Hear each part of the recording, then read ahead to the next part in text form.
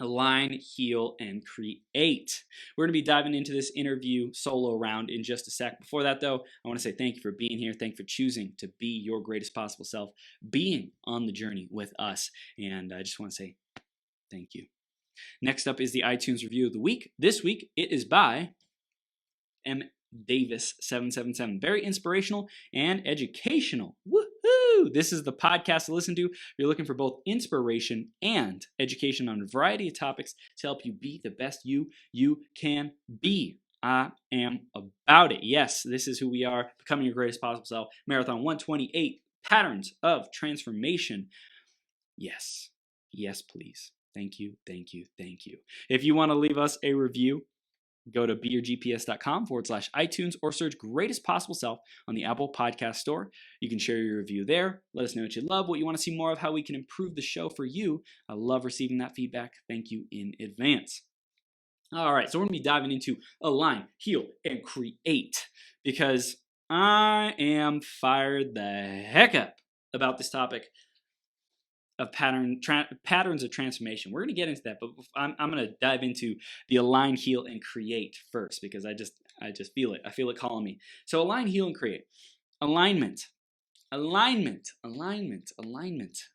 First step is to align. Now, what does this mean? People are terrible. Lots of people, many people, hundreds of thousands, millions, tens of millions, hundreds of millions, are terrible at being aligned with the words that come out of their mouth.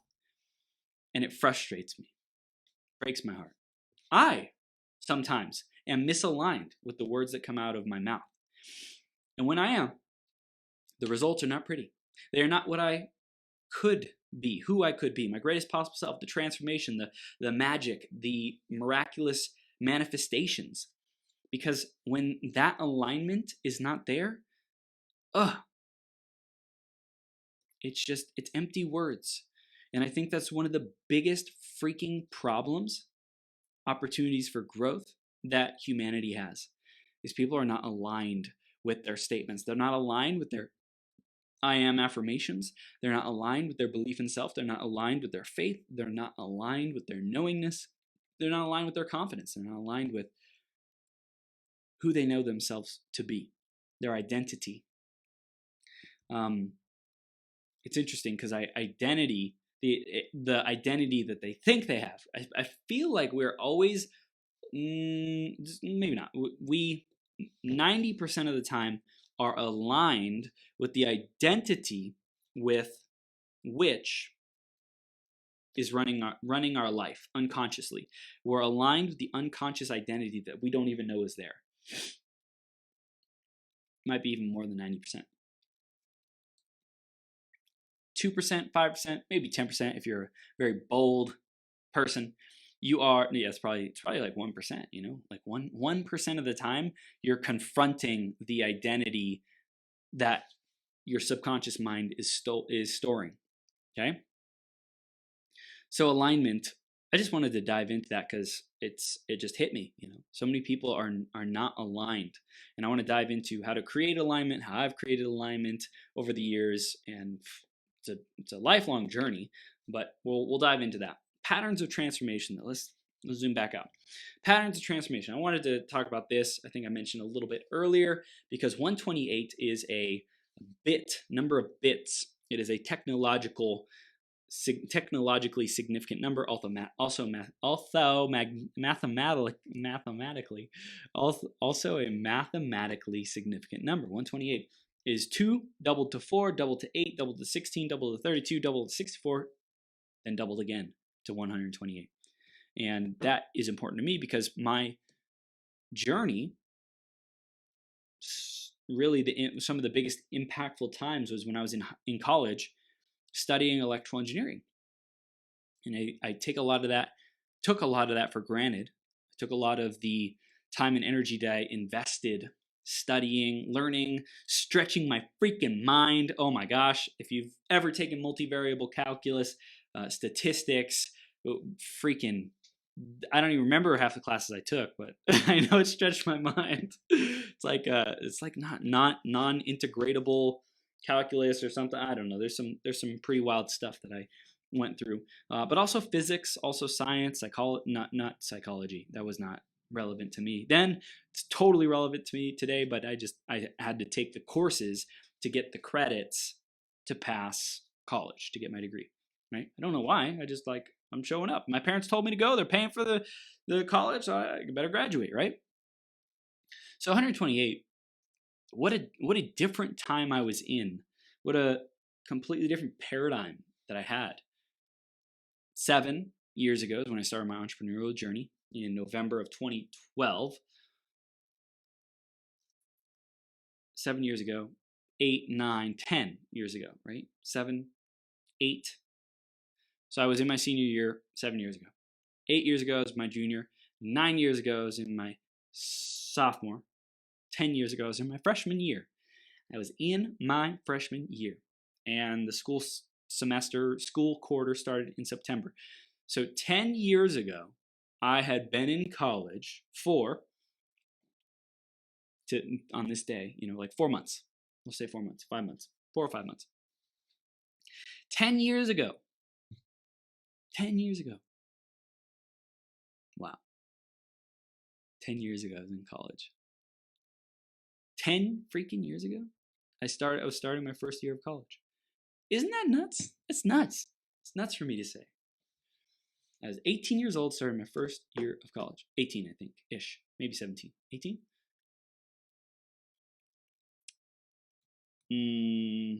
91 to 2009. 2009 is when I started. I would have been 18. 91 to 18. Yes, I was 18. I was 18. There we go. Okay? The transformation that has happened in that time is just mind-boggling. Mind-boggling. But what's the pattern? What's the pattern? What is the lesson that life wanted to teach me? Well, I can tell you for sure, one of the biggest lessons, and I'm sure I will discover even more in the next 5 years. I'll start to see patterns that I didn't see at 28 years old that were running the show. I can't believe it. I'm going to be 29 this year, and then next year I'm going to be 30. It's a number. I don't really relate to age number that much. It's just like, cool, another year. It's cool to celebrate. It's cool to have a birthday. I choose to embody the childlike spirit within me, though. I'm grateful for the patterns of transformation that have happened in my life, because the theme I saw back then, I see that was missing back then is a faith in a higher power.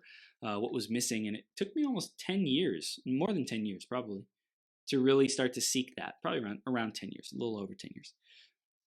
To start to seek that relationship with God, with a higher power. And I think 3-ish years ago, 4, maybe, I really started being more curious, more questioning what is going on, what is God, what is the universe. I started opening up again after I closed off any possibility of there being a higher power.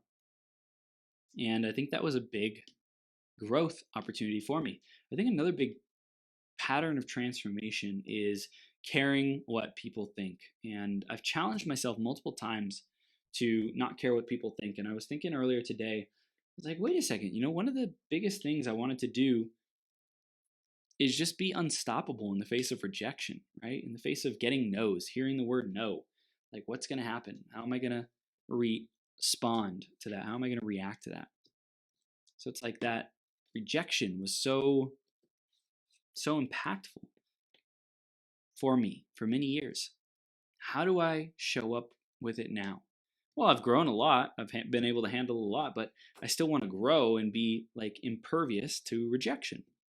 So what is a transformational pattern that I have already induced before? Well, it's to put myself in a boiler pot.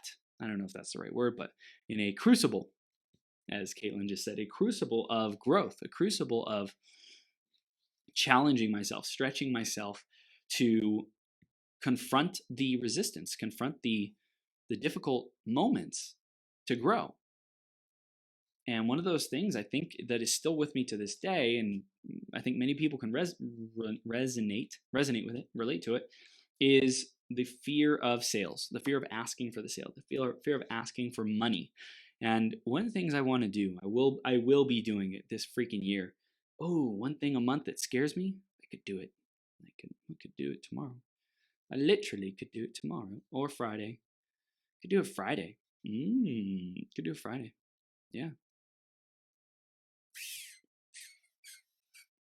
Are people in a good mood on Fridays? I think so, right? I have something in my calendar in my schedule that says do one thing that scares me every month. As my quarterly goals, I think is a yearly goal, but I need to do something this month that scares me. It's January 29th, so I have 2 days. So anyways, go to the Las Vegas Strip, because I live in Las Vegas, and ask, let's say 25, 50, whatever people for $100, right? Just ask for it and see what happens. See how I respond and be able to handle that kind of a experience. I think it would be super freaking powerful for my self-esteem, for my ego, just to ask and not be attached, but more so to have play, to have fun, to turn it into play, to turn it into a dance, to turn it into a fun exercise, to turn it into a game, right? Really to empower myself. I think that would be so profound, and I'm doing it. I just don't know when.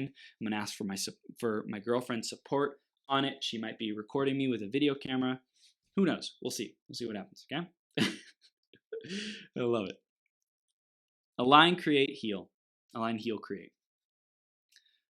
Patterns of transformation, we covered that already. Know what your pattern is for how do you transform, how do you have a breakthrough, how do you experience massive results.